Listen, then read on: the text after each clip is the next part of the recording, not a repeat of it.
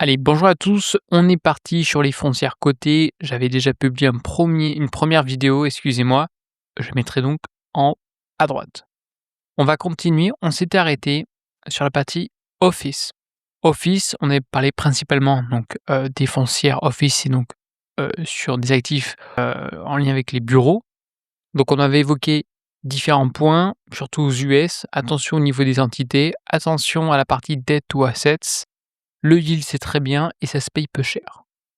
J'ai oublié de mentionner qu'on a quand même de très belles entités en Europe. Par exemple, une très belle entreprise, qui est assez connue, je pense, pour certains, ça va être Gecina. Gecina, on est sur des bureaux, alors on appelle ça prime, c'est-à-dire très qualitatifs, très bien situés dans Paris, avec des loyers très importants. Et à ce jour, ça se paye plutôt cher si on regarde l'historique. Ça se paye donc 10 fois, on va se mettre plutôt en fund from operation. Voilà, ça se paye, on va dire 10 fois le price FFO. Et à FFO, comme vous le savez, c'est encore une métrique un petit peu plus conservateur, mais on a moins de data. On paye ça à peu près 10 fois. Donc je me remets sur les FFO. Voilà, c'est un niveau qu'on a connu à peu près en 2011. 2008-2009, ça a coûté 5 fois. Et tout ça pour vous dire qu'au plus haut, on paye ça à peu près entre 25 et 27 fois. Le price FFO, c'est une magnifique action. On a un yield qui est assez conséquent sur celle-ci. On a un yield de 7,68%. N'hésitez pas à aller regarder sur leur site, il y a énormément de data comme la plupart des foncières cotées. Le plus important sur les foncières cotées, c'est la dette, on n'oublie pas, et c'est surtout les actifs immobiliers. Dans le cas de Gecina, on est principalement sur du bureau et c'est très bien placé. On a également du logement, on a également de la résidence étudiante. Je vous conseille de lire à minima les rapports annuels et trimestriels. Je pense que je ferai une analyse prochainement sur cette valeur. Nous avons également une autre valeur qui est assez intéressante. Il y a une fusion récemment, pour ceux qui suivent un petit peu l'actu immobilière, entre SFL, c'était la société foncière lyonnaise, la plus vieille foncière cotée française, qui a fusionné avec son principal actionnaire, qui est Colonial, une foncière cotée en Espagne. Donc dès lors qu'on achète Colonial, on a une position d'une part sur des actifs de qualité sur Paris, mais également à Barcelone et Madrid. Ça se paye un petit peu plus cher, 16 fois le price FFO, mais c'est très qualitatif, c'est vraiment de belles boîtes. Attention au niveau de l'endettement, et on a un petit yield à 4,69. À ce jour, j'ai une petite préférence pour Gecina. Donc la partie Office est terminée. Comme je ne cesse de le mentionner, sur Substack, n'hésitez pas à nous rejoindre, on a un petit peu plus de 1100.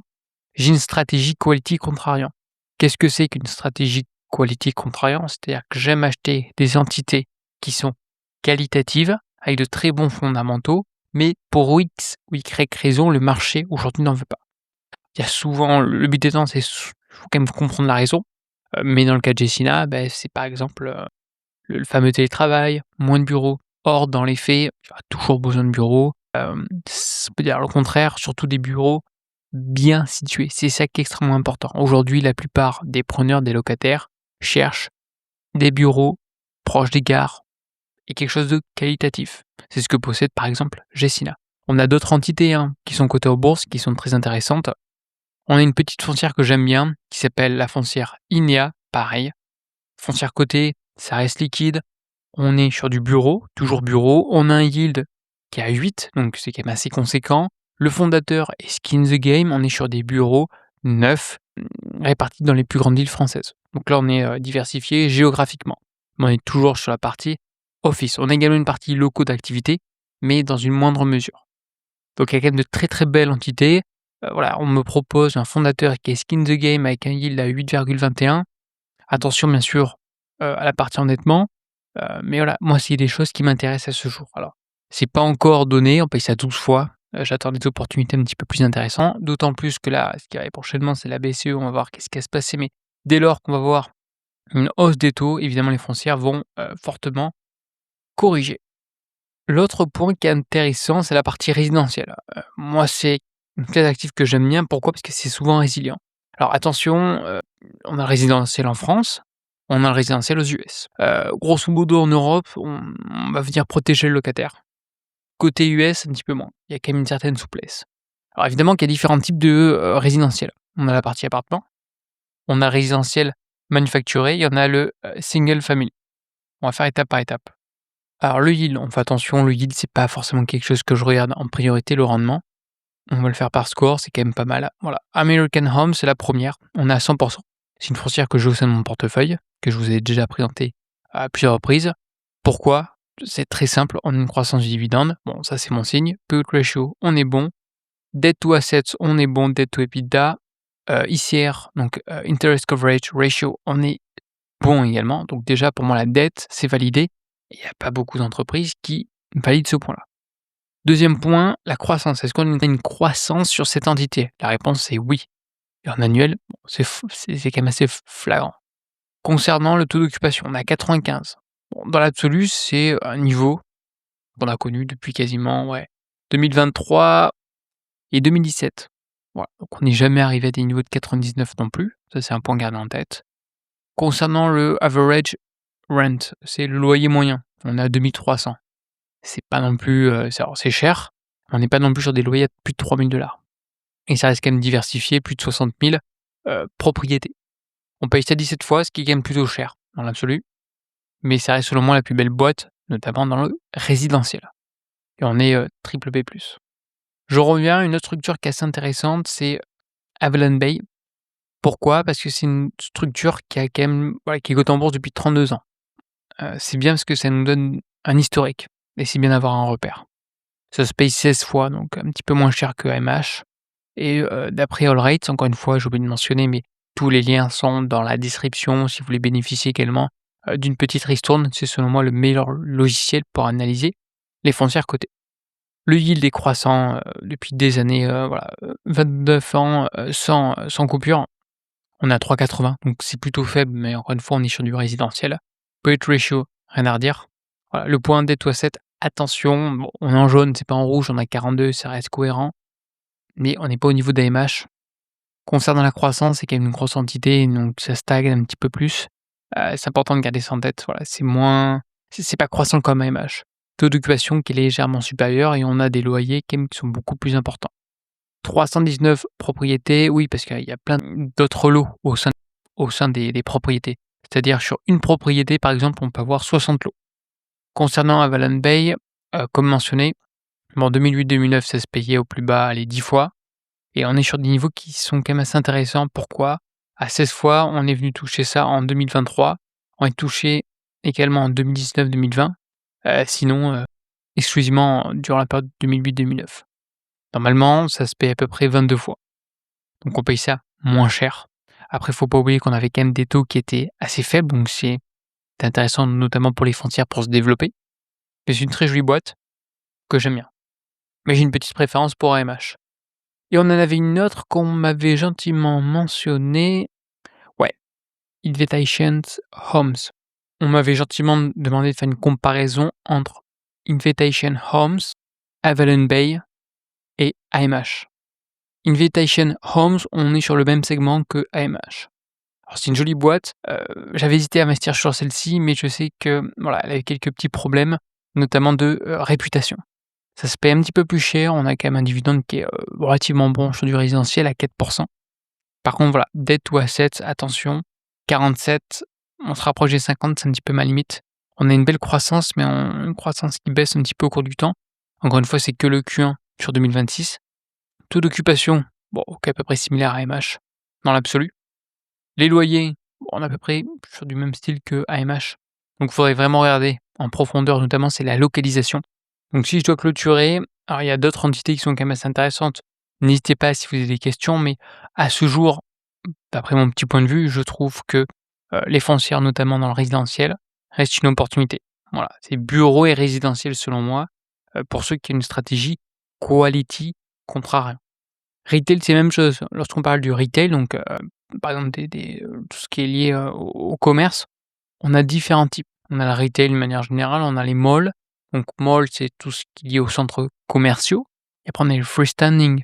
C'est par exemple, comme du Realty.com, c'est des lots qui sont, qui ne sont pas dans un mall donc couverts, mais qui sont pas également dans un retail park. C'est un petit peu isolé, je viens de vous dire. Et après on a le retail park, moi j'aime bien, je trouve que c'est le juste milieu entre les 2. C'est assez intéressant le retail park, c'est pas les loyers sont pas aussi chers que dans un mall, il y a pas autant de sécurité et ça permet quand même d'avoir de des locataires assez importants, de belles signatures. On va commencer par les malls. Malls, j'aime pas trop. Pourquoi? Parce qu'on est quand même sur des boîtes assez endettées, hein. Celica, Unibail, SPG, c'est Simon Property, qui détient des parts notamment de Klépierre en France.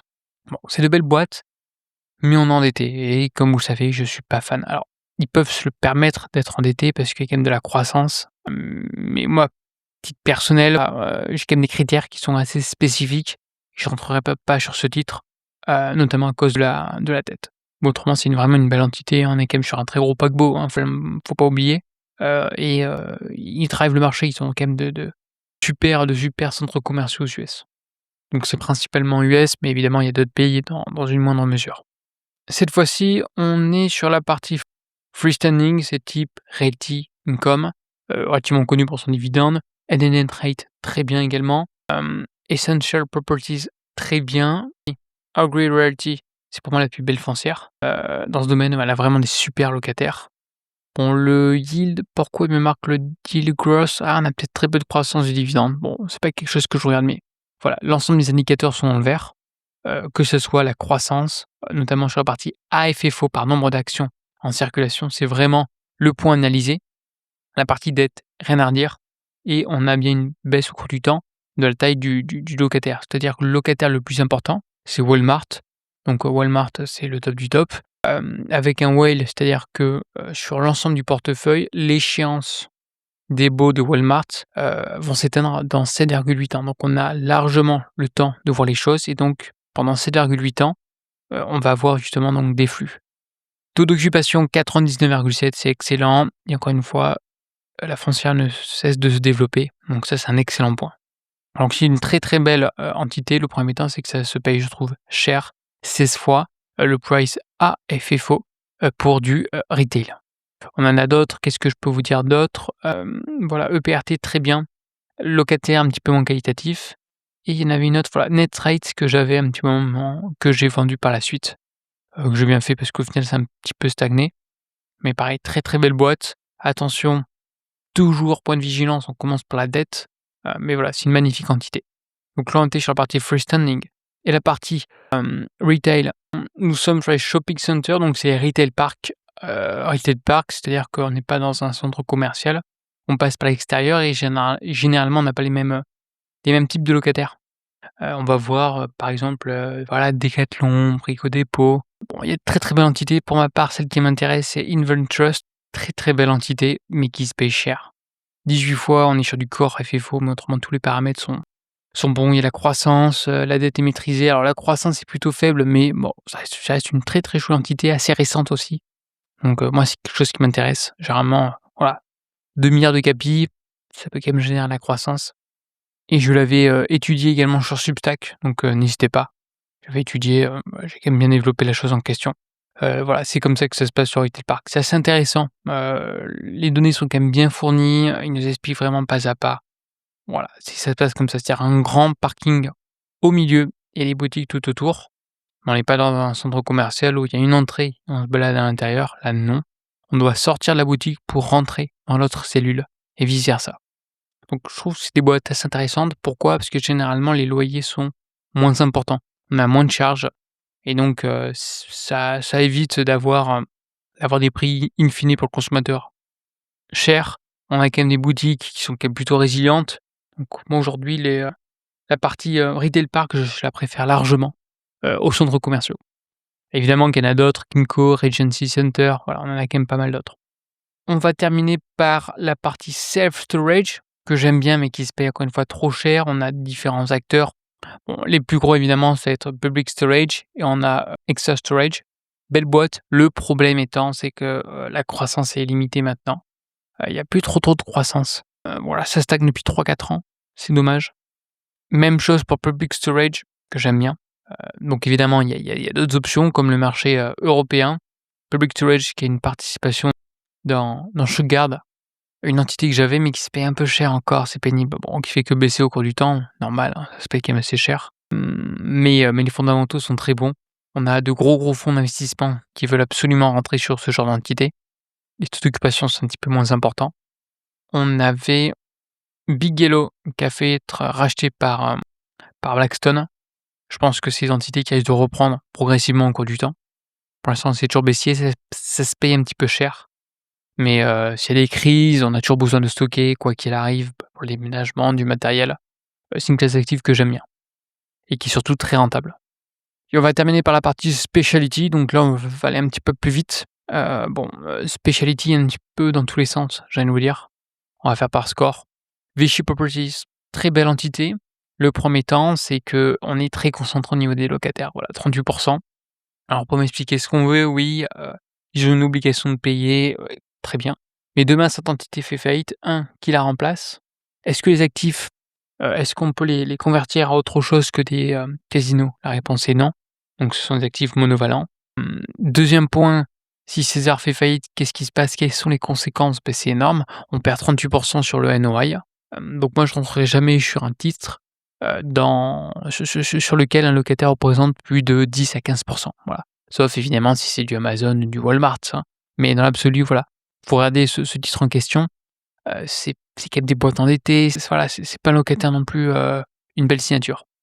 Par conséquent, je suis un petit peu moins fan, j'entrerai pas sur ce titre. Même si dans l'absolu, voilà, c'est croissant au cours du temps, la dette est maîtrisée. Pour ceux qui aiment avoir un dividende, je pense que c'est un futur aristocrate du dividende, on a 6,57. On paye ça peu cher, mais si on creuse un petit peu le dossier, regardez surtout la partie tenante, encore une fois, ce qui fait la qualité d'un actif immobilier, notamment sur la partie commerciale d'entreprise, c'est le locataire. Après on a d'autres, la partie gaming, pourquoi pas, la partie cinéma, la partie stockage, la partie, Lake Capital Partners, c'est la partie, cannabis. Bon, on a un petit peu pour tout le monde. Moi je suis plutôt, bon père de famille, notamment dans la partie, foncière. Je veux des entités qui possèdent des actifs bien placés, de qualité, pas endettés et qui ne dépendent pas surtout, d'un seul locataire à plus de 50. Par conséquent, au niveau de mes classes actifs, data center, je pense qu'il y aura un coup à jouer dès lors qu'on aura une grosse correction. Enfin, ça va se passer, hein, quoi qu'il arrive, c'est juste une question de temps sur l'IA, voilà. Donc ça, je pense qu'il y aura des opportunités à saisir. Partie santé, ça se paye trop cher, on l'a vu sur l'ancienne vidéo. Diversifier, j'aime pas, je préfère pondérer mon propre portefeuille.